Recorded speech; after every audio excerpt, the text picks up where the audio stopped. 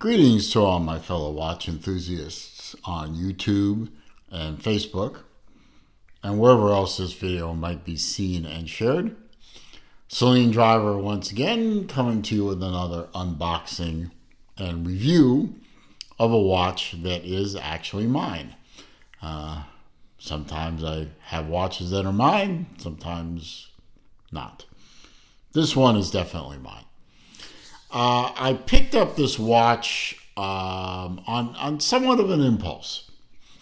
I was watching videos on YouTube like I do, and I saw the latest, at the time, watch and learn videos from Mark over at Long Island Watch. He's the owner and proprietor of the place. Great guy. Dealt with him many times. Not sponsored, not endorsed. He doesn't even know I'm saying it. But I've dealt with him many times. I bought watches from him. I've recommended watches to buy for my friends. And I found the watch and learn videos to be very educational and informative. And he did a watch and learn recently on GMTs. I think there was comparing two different types, like the travel GMT, which is not the serious kind, and then another kind of GMT, which was meant more for the serious person who really wanted an accurate and purposeful GMT. And I think the other GMT was the new Seiko 5. But the one he used, the watch he used as the example of the serious GMT, was this one. The Seiko SUN065, which is in this box here. And I love the way the damn thing looked. And I decided that I was going to buy one. And I did. And here it is. Been here for a few days. I've been wearing it for a few days. I did make one change to it. You'll see that in a second. And in here is the SUN065. And in the box, of course, you get a few goodies. You get the book in multiple languages. And it basically tells you how to set the GMT and all that. You have your hang tags, which are here. And it's a patty. Oop, jeez, not really doing well this morning, am I? It is a patty. Really nice watch. So, enough of that. On the pillow is the watch itself. And you may notice the change right away. And that is the fact that this watch did come on this very nice black rubber strap. And it's, with the metal keeper. It's a nice strap. Nothing particularly wrong with it. It just didn't work for me. It's very long. I mean, even on my 7¼ inch wrist, the tail on this thing is ridiculously long. And it just didn't feel very good compared to, say, an FKM strap or something else. So, and here are the spring bars, big fat spring bars. So I went back to my old standby, which is a mesh bracelet. I just picked this up on Amazon for about, I think, $20. And it's a double fold and a little hook thing that hooks onto this bar. And if you need to size it, you just pop a little pry tool in there. A spring bar tool with the fork end going in there works very nice. You just pop it that way, and this thing slides. So it's almost impossible not to get the right size. And I love the way that the mesh looks with the case. I think that looks fantastic. And if I wanted different color mesh, if I want to find... Now, I tried to find one in blue with a 24 millimeter lug width, and the only one I could find has a magnetic catch to it. And I really didn't want to put a magnetic. I didn't want to put a magnet next to a watch. That to me doesn't sound particularly smart. So I went with the silver. I think it looks fine. And I know I'm going to catch some grief in the comments because I usually do about mesh straps, bracelets. But go ahead. Don't care. So, what do we got here? We got the Seiko SUN065. It's a big boy. You can see it's a fairly significantly sized watch. And for some reason, I didn't take the lug-to-lug measurement, but it's not much bigger than the case diameter. I think it's about 49 millimeter lug-to-lug because, I mean, look at it. It has no lug. It's almost a lugless design. Nice polish on the case back. You can see the Prospex X. Prospex X. Has a Patty logo on the dial, which you can't really see right now because it's somewhat obscured. There's the GMT hand there. A date window at the 4:30 position. As you would expect with a diver, it has dual screw-down crowns. Nice thing about the screw-down crowns is when it's unscrewed, you can see the orange, which matches the orange of the GMT. First position, of course, and when you unscrew it, you can hear it pop. First position sets the date. Second position hacks the movement and allows you to set the time.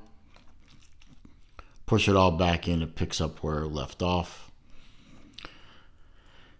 Screw down crown on the 2 o'clock crown. Now this crown is specifically the power indicator.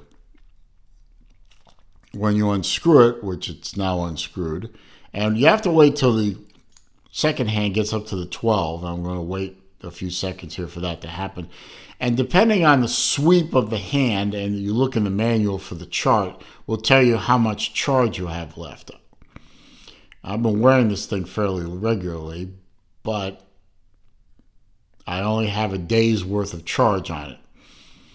Now, the reason I say charge is because this is not a wind-up watch. This is not a battery-powered watch per se. This is what's called a kinetic watch. It does have it's a quartz movement, as you can see, but it does have inside a rotor, and the rotor spins, and what it does is it charges up with the spinning a battery. And if you get this charged up enough, you can get a 6-month charge, and then the sweep of this hand will go all the way, I think, to either the 15 or the 20-minute mark. And you get 6 months worth of charge. Now the trick is you've either got to shake the damn thing forever. I mean, the manual tells you if you want to get a day's worth of charge into the watch when you first get it, you have to shake it back and forth 250 times. And I did that. I mean, I actually sat there and shook the damn thing 250 times and counted. But when you wear it, also, it will charge the battery with the movement. It's like an automatic watch in that respect. But instead of the movement of the rotor winding a mainspring, the movement of the rotor charges a battery. Now, Seiko does sell a induction charger, but it's really supposed to only be bought by watch repair places and professionals. And it costs like $500 on eBay. You can't even buy them anymore from Seiko. You have to go out on a place like eBay or whatever and find them. And when I looked, they were $500. But supposedly, according to a forum, you can get a Braun I think it's a 4728. Model 4728 cordless electric toothbrush. And the induction charger on that toothbrush, if you flip it over and put this thing on it, will charge the battery. And they cost about 20 bucks. So I bought one, and we're going to see if it works. If it doesn't work, I'm out 20 bucks. You know, I can live with that. But or I could just wear the hell out of the thing. And it's a very wearable watch. It's obviously a fairly thick watch, but it's nowhere near the thickest watch I own. It's very comfortable and very good looking watch. It is a little bit hard to turn the bezel. You can see I'm having to put a lot of effort.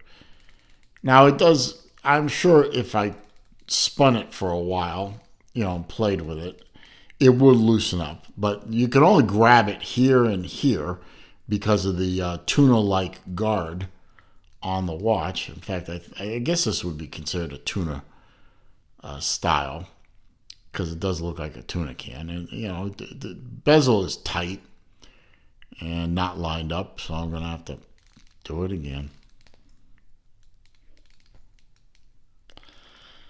Good Lord. Actually, it kind of hurts a little bit. I ain't gonna lie.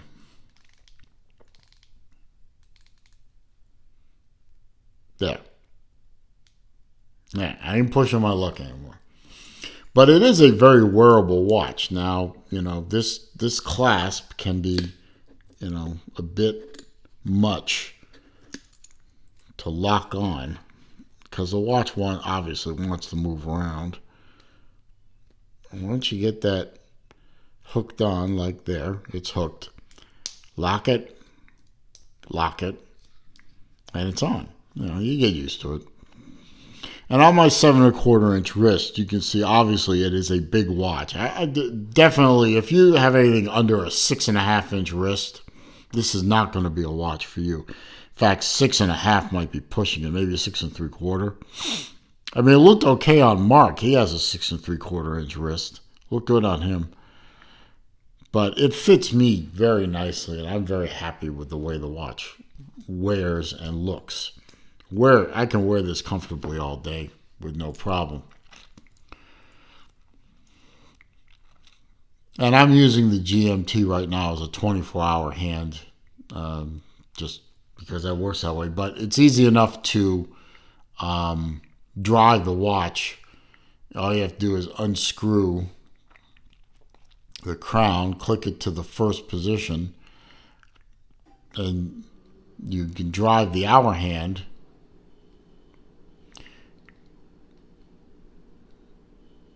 like that. That's your quick set for the date. But if you pop it to the second position, you can set, like I guess what you would do is you would set the GMT by driving the time to the GMT setting you want, and then click it back to the first position, then drive the hour to the local time and date.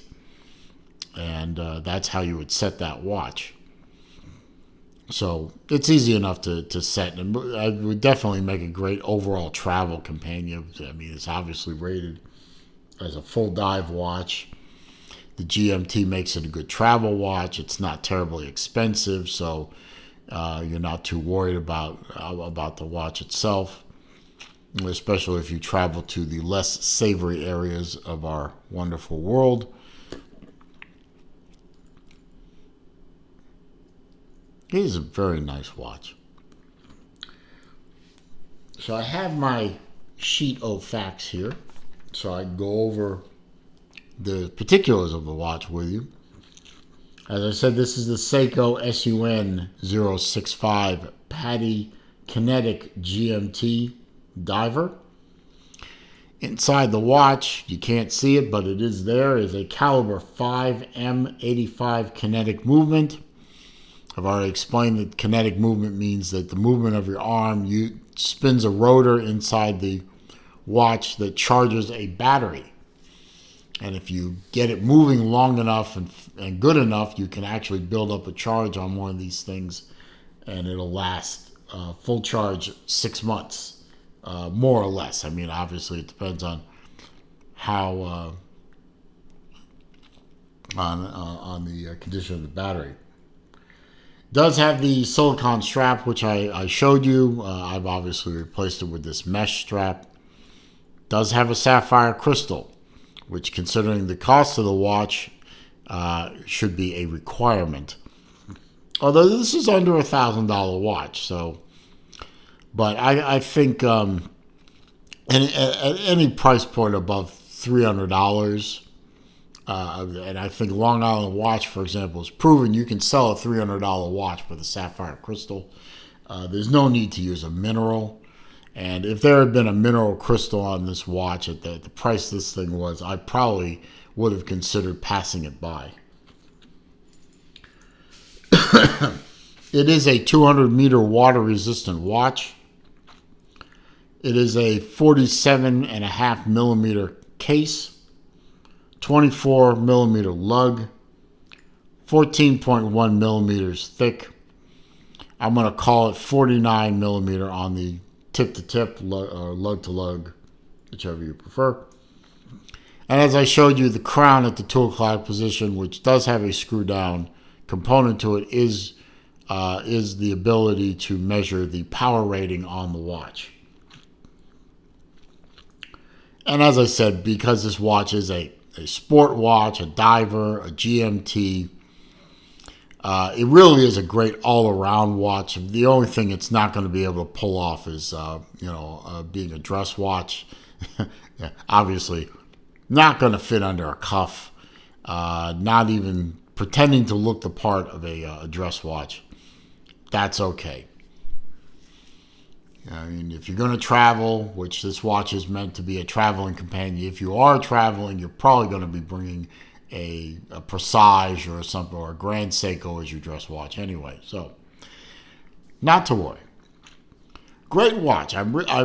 Sometimes, these impulse buys, if you will, these buys that you didn't see coming, really are the best kind of buy. I really, really like this watch. I can't wait to see if this induction... Oh, by the way, drilled lugs. Really, really helpful. I can't wait to see if this induction charger that I bought works. Supposedly, if you put the watch down on the charger with... this is where in this area between the 7 and the 10 o'clock, in this area is where the battery is. If you put the thing down on top of... where the induction coil inside the charger is, then they'll meet up, and through induction, because it is an induction charger, and through the induction charger you will charge the battery. So I'm going to find out if that works or not, and I might make a follow-up video to show that. But anyway, I hope you enjoyed this video. You found it to be useful, informative, entertaining, etc. If you did, I hope you will give a thumbs up.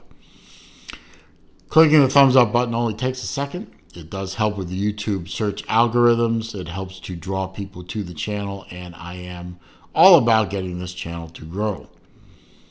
Comments, questions, suggestions down below. I do read them all. I do respond to them all. However, if you are going to troll me or you are going to leave links to bad places on the internet, I'm simply going to delete the comment and block the commenter. If you're new to the channel or you haven't already subscribed to the channel, of course, I still welcome you to the channel. I hope you will click that red subscribe button. So that and don't forget also, when you do that, if you haven't done it yet, come on, do it. Do it. Do it. And when you do that, click the bell icon next to it, so that when I upload new videos or I do a live stream, you are alerted to these things. Meanwhile, as I always say at the end of my videos, it is a crazy old world out there. It is not getting any less crazy. So I ask all of you to please be safe, be careful, be well, and I'll see you soon.